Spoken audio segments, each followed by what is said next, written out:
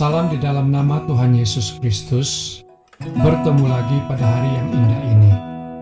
Saya berdoa, kiranya damai dan sukacita dari Tuhan kita melimpah memenuhi hati dan kehidupan saudara semua, dimanapun saudara berada.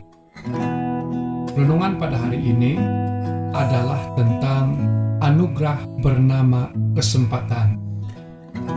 Teks pembacaan Alkitab diambil dari Bilangan bab 26, ayat yang pertama sampai dengan ayat yang ke-65, tetapi hanya ayat 2 sahaja yang dibaca. Firman Tuhan berkata, "Hitunglah jumlah segenap umat Israel yang berumur 20 tahun ke atas menurut suku mereka, semua orang yang sanggup berperang di antara orang Israel." Demikianlah firman Tuhan. Marilah kita berdoa.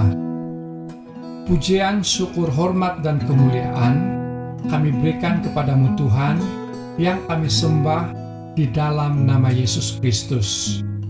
Terima kasih untuk kesempatan ini. Sebentar, kami akan merenungkan sabdamu. Berbicaralah dan tanamkan di dalam setiap hati kami, agar menjadi pedoman bagi kami untuk terus menjadi pengikut-Mu yang setia. Di dalam nama-Mu kami berdoa. Amin. Saudaraku di dalam Tuhan, ada satu cerita tentang seorang lelaki yang bernama Hung Bali. Hung Bali tidak pernah menyangka bahwa ada kesempatan baginya untuk membangun hidup baru di Amerika Serikat. Ketika berusia 5 tahun, keadaan negeri di mana orang tuanya tinggal memaksa orang tuanya menghanyutkan Hung ke laut, sehingga akhirnya dia terdampar di Amerika. Si manusia perahu, demikian Hung dikenal, tidak menyia-nyiakan kesempatan yang dia terima.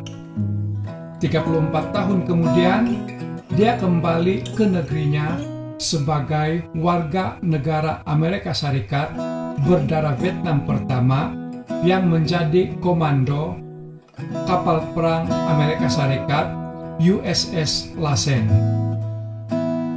Saudara, generasi muda Israel juga menerima anugerah yang bernama kesempatan.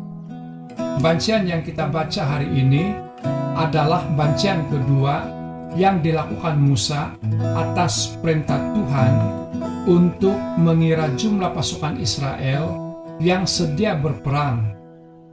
Mereka telah tiba di tepi sungai Yordan dekat Yeriko, sedia memasuki tanah Kanaan. Para orang tua mereka tidak mempunyai kesempatan ini. Lihat Bilangan 14 ayat 34 sampai ayat 35. Perhatikan hasil bancian yang tidak jauh berbeza dengan generasi sebelumnya.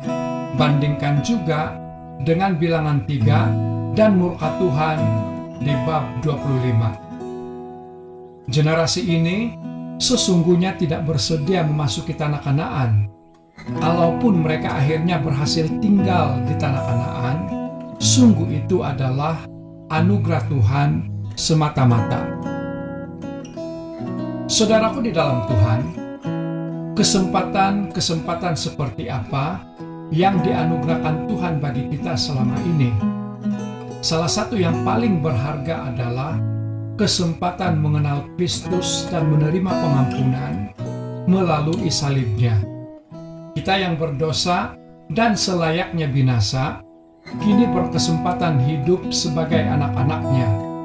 Sudahkah kita menyambut anugerah itu dengan hidup mengenal, mengasihi, dan berkarya bagi Raja Semesta setiap hari? Saudara, kesempatan menjadi anak Tuhan sungguh berharga. Sudahkah kita meresponinya sebagaimana semestinya? Kiranya diberkati. Mari kita berdoa. Tuhan, terima kasih karena Engkau sentiasa memberi kami kesempatan demi kesempatan untuk hidup di dalam Engkau. Kiranya kami dapat menyambut anugerah itu dengan hidup mengenal, mengasihi, dan berkarya bagi-Mu. Berkati keluarga, saudara, dan teman-teman kami, dimanapun mereka berada, Engkau jaga dan lindungi mereka. Di dalam nama-Mu, kami berdoa. Amin.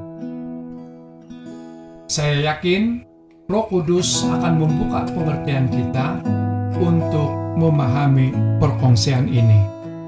Bertemu lagi di renungan yang berikutnya. Tuhan Yesus memberkati.